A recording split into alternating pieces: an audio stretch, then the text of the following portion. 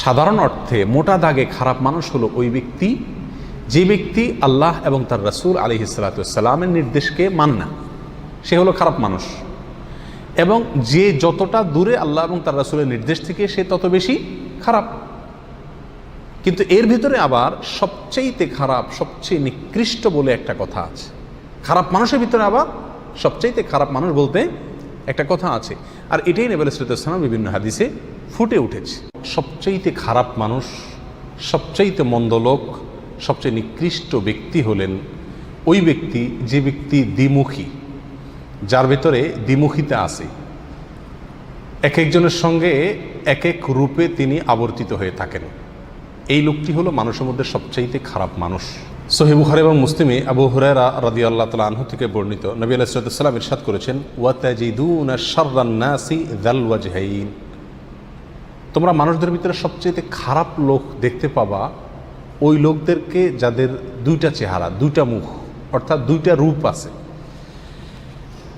আল্লাযী ইয়াতি হাউলাই বিওয়াজহিন, যারা কিছু লোকের কাছে আসলে এক ধরনের রূপ ধারণ করে, আবার ওয়ায়াতি হাউলাই বিওয়াজহিন, আবার তাদের বিপরীত বা বিরোধী বা ভিন্ন লোকদের কাছে গেলে ভিন্ন রূপে নিজেকে সেখানে প্রকাশ করে। চগলখোর কিসিমের মানুষ, মুনাফিক কিসিমের মানুষ, এর কাছে একরকম বলে, ওর কাছে গিয়ে আরেক রকম বলে। এর কাছে এসে একটা সাজে, ওর কাছে গিয়ে আরেকটা সাজে। এই মুনাফিকি, এই দ্বিচারিতা, এই চগলখড়ি, এই কপটতা, এই চরিত্র যার ভেতরে আছে সে হলো মানুষদের ভিতরে সবচেয়ে খারাপ মানুষ। আল্লাহ সুবহানাহু ওয়া তাআলা আমাদের সবাইকে হেফাজত করুন। অত্যন্ত নিকৃষ্ট এবং মন্দ একটি স্বভাব। এই স্বভাব কোনো কোনো ক্ষেত্রে মানুষকে কুফরি পর্যন্ত নিয়ে যায়।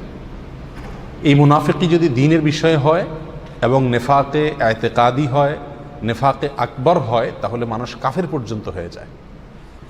আর এমনি দুনিয়াবি কারণে যদি হয়, চারিত্রিক ত্রুটির অংশ হিসাবে, তাহলে সেক্ষেত্রে এই নেফাকি, এটা একাধারে মানুষকে প্রতারণা করা, ধোঁকা দেওয়া, মিথ্যা রূপ ধারণ করা, মানুষকে ক্ষতিগ্রস্ত করা, চগলখড়ি করা, মুনাফিকি করা, অনেকগুলো নিষিদ্ধ কর্ম এই একটি চরিত্রের ভিতরেই নিহিত আছে।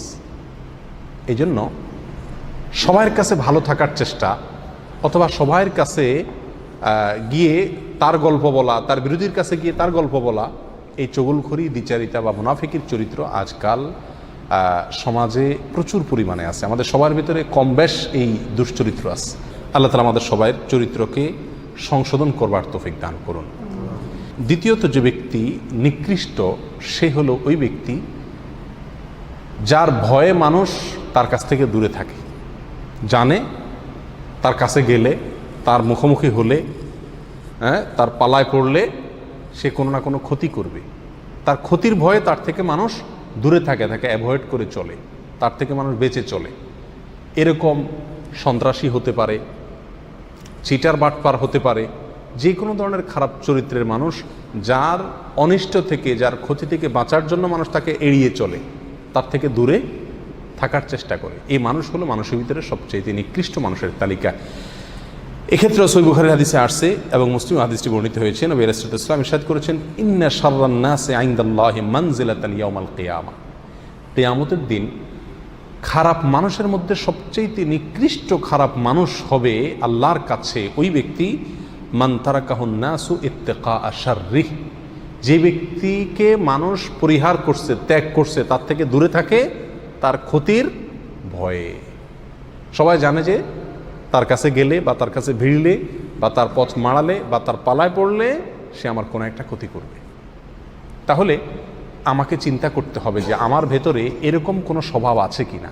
কোনো মানুষ আমার কাছে আসে না, ভিড়ে না, আমার ভয়, আমার ক্ষতির ভয়, আমার জুলুমের ভয়ে, আমার অবিচারের ভয়, আমার অন্যায়ের ভয়ে এরকম আছে কি না। যদি হয় তো মনে রাখতে হবে এটা আমার জন্য অত্যন্ত নিকৃষ্ট একটি চরিত্র যে আমার ভিতরে আছে। তাহলে মনে রাখতে হবে যে এর মানে হলো আল্লাহর কাছে আমি সবচাইতে নিকৃষ্ট মানুষ। আমরা অনেকেই বরং উল্টা গর্ব করে থাকি, যখন আমার ধারে কাছে মানুষ ভয়ে ভিড়ে না, আমি মনে করি যে আমি খুব বাহাদুর মানুষ, ভয় আমার ধারে কাছে আসে না। যার ক্ষতির ভয়ে তার কাছে মানুষ যায় না, সেই ব্যক্তি আল্লাহর কাছে সবচাইতে খারাপ মানুষ। আল্লাহ তাআলা আমাদের সবাইকে কোমল হওয়ার তৌফিক দান করুন, যেন সব মানুষ আমাদের কাছে আসতে সৎসাহস করে, আমাদের ক্ষতির ভয়ে ভীত সন্ত্রস্ত মানুষ না থাকে। মুসনাদ আহমদের এক বর্ণনা আসছে, নবী রাসূলুল্লাহ সাল্লাল্লাহু আলাইহি ওয়াসাল্লাম বলেছেন যে সবচেয়ে নিকৃষ্ট মানুষ হলো সে যে ব্যক্তিকে মানুষ সম্মান করে তার ক্ষতির ভয়ে। সালাম আলাইকুম, কেমন আছেন ভাই, বড় ভাই, সিনিয়র ভাই, নেতা ভাই, এই যত ইজ্জত সম্মান করে এগুলো সব কি জন্য? যে নেতা সাহেবকে ইজ্জত না করলে এটা ক্ষতি করে দিবে, সালাম না দিলে আমার একটা বিপদ হতে পারে, সে আমার উপরে ক্ষেপে যেতে পারে, এই যে ক্ষতির ভয়ে আশঙ্কায় সম্মান করে, এরকম যদি কোনো লোক থাকে সমাজে, তাহলে এই লোকটা সবচাইতে নিকৃষ্ট মানুষ। তাহলে দ্বিতীয় শ্রেণীর সবচাইতে নিকৃষ্ট মানুষ, এই দুইটা হাদিসে দুই রকম আসছে, দুইটাই প্রায় কাছাকাছি। একটা হলো ক্ষতির ভয়ে তার থেকে দূরে সরে, আরেকটা হলো ক্ষতির ভয়ে তাকে কি করে? সম্মান করে। এক কথায় যে ব্যক্তির মানুষের ক্ষতি করে, মানুষ প্রতি অবিচার করে, মানুষের প্রতি জুলুম করে, আর তার জুলুমের ভয়ে মানুষকে তাকে সম্মান করতে বাধ্য হয় অথবা তার থেকে দূরে থাকে, এই লোকগুলো হলো সবচাইতে নিকৃষ্ট মানুষ। তৃতীয়ত, সবচাইতে নিকৃষ্ট মানুষ সে যে ব্যক্তি কোরআন পড়ে, কোরআন অধ্যয়ন করে, কোরআন চর্চা করে, কোরআনের ইলম অর্জন করে, অথচ কোরআন যেসব বিষয়ে সতর্ক করেছে, সাবধান করেছে, ভয় দেখিয়েছে, সে বিষয়গুলো থেকে বেঁচে থাকে না। অর্থাৎ কোরআন তাকে যে সতর্ক করেছে, সাবধান করেছে, সেই সাবধানতা, সেই সতর্ক করাটা তারায় সে নিজে সতর্ক হয় না, নিজে কি হয় না? সাবধান হয় না। এক কথা কোনো পরিবর্তন হয় না। অন্য কথা বলতে পারি, এলেম শিখে সে অনুযায়ী কি নাই? আমল নাই। কোনো বর্ণনা আসছে, এক্ষেত্রে ওলামা ইকরামের কথা বলা হয়েছে, ওই আলেম, যে আলেম তার এলেম দ্বারায় কোনো উপকৃত হয় না, সে নিজের এলেম দ্বারা কি হয় না?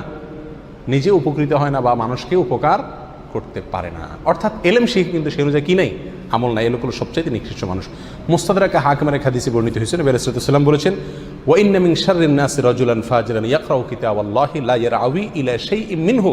আর নিশ্চয়ই মানুষের ভিতরে সবচাইতে নিকৃষ্ট মানুষ হলো, সবচাইতে খারাপ মানুষ হলো ওই লোক, ফাসেক মানুষ, ওই খারাপ মানুষ যে ব্যক্তি আল্লাহর কিতাব পড়ে, অথচ আল্লাহর কিতাবে যে বিষয়ে সতর্ক সাবধান করা হয়েছে সে বিষয় দ্বারা নিজেকে কি করে না? সাবধান সতর্ক করে না, মন্দ কাজ থেকে বেঁচে থাকে না, কিতাব অনুযায়ী আমল করে না। এগুলো সবচাইতে খারাপ এবং নিকৃষ্ট মানুষ। 4 নম্বর সবচাইতে নিকৃষ্ট মানুষ সে যে ব্যক্তি দুনিয়াবি কোনো কারণে তার দিনকে ধ্বংস করে, দুনিয়াবি স্বার্থের কাছে দিনকে বিক্রি করে দেয়, ধর্মকে বিক্রি করে দেয়, দিনদারিকে বিক্রি করে দেয়, আমানতদারিকে বিক্রি করে দেয়, আল্লাহর ভয়কে, তাকওয়াকে বিক্রি করে দেয়। কিসের ভয়ে? কিসের বিনিময়ে? দুনিয়ার কোনো তুচ্ছ বিষয়ের বিনিময়ে। দুনিয়ার যত বড় বিষয় হোক না কেন এটা তুচ্ছ। দুনিয়ার যে কোনো বিষয়ের বিনিময়ে যে ব্যক্তি তার দিনকে বিক্রি করে দেয়, এগুলো 4 নম্বর সবচাইতে নিকৃষ্ট মানুষ। এক্ষেত্রে সুনান ইবনে মাজার হাদিসে আসছেন, নবী রাসূলুল্লাহ সাল্লাল্লাহু আলাইহি ওয়াসাল্লাম বলেছেন, আবু উমামা রাদিয়াল্লাহু বর্ণনা করছেন, মিন শাররিন নাসি মানজিলাতান ইনদাল্লাহি ইয়াওমাল কিয়ামাতি আবদুন আযহাবা আখিরাতাহু বিদুনিয়া গায়রিহি।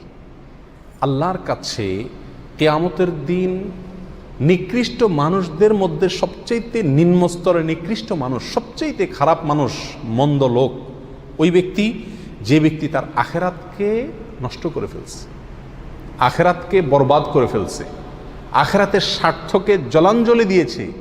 কিসের কারণে? অন্য কোনো ব্যক্তির কাছ থেকে দুনিয়া পাবে এই আশায়, দুনিয়ার লোভে কারোর প্রতি জুলুম করেছে, কাউকে হত্যা করেছে, কারোর ক্ষতিগ্রস্ত করেছে, তাহলে তার দিনকে ধ্বংস করলো কিসের কারণে? সামান্য দুনিয়ার কারণে। এ লোক হলো সবচাইতে নিকৃষ্ট মানুষ। আল্লাহ সুবহানাহু ওয়া তাআলা আমাদের সবাইকে এই দুশ্চরিত্র থেকেও হেফাজত থাকার তৌফিক দান করুন। কারোর ভিতরে যদি এই স্বভাবগুলো থাকে, কেউ যদি এই গুণ থাকে যে দ্বিচারিতা আছে, মুনাফিকি আছে, কপটতা আছে, সবার কাছে ভালো থাকার প্রবণতা আছে, সামনে একরকম পিছে আরেক রকম, এরকম চরিত্র যদি থাকে, তাহলে সেখান থেকে বের হয়ে আসতে হবে। কেউ যদি এমন হয় যে তার ভয়ে মানুষ দূরে থাকে তার কাছ থেকে, তার ক্ষতির ভয়ে, অথবা তাকে সম্মান দেখায় তার ক্ষতির ভয়ে, তাহলে নিজেকে কোমল হৃদয়ের করতে হবে, কোমল আচরণের করতে হবে, যাতে করে মানুষ তার ক্ষতির ভয়ে তার থেকে দূরে না থাকে, আতঙ্কে না থাকে।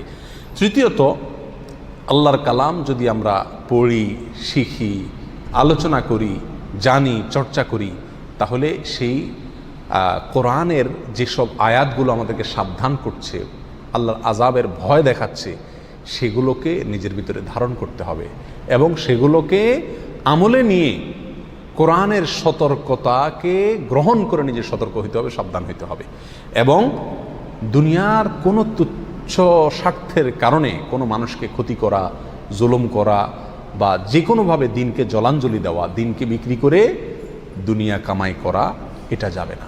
এটা যদি করা হয় তাহলে সেক্ষেত্রে আপনি আমিও কি হয়ে যাব, মন্দ এবং নিকৃষ্ট মানুষের তালিকাভুক্ত হয়ে যাব। আল্লাহ তাআলা আমাদের সবাইকে সবচেয়ে প্রিয়, সবচেয়ে শ্রেষ্ঠ, সবচেয়ে ভালো মানুষ হওয়ার তৌফিক দান করুন।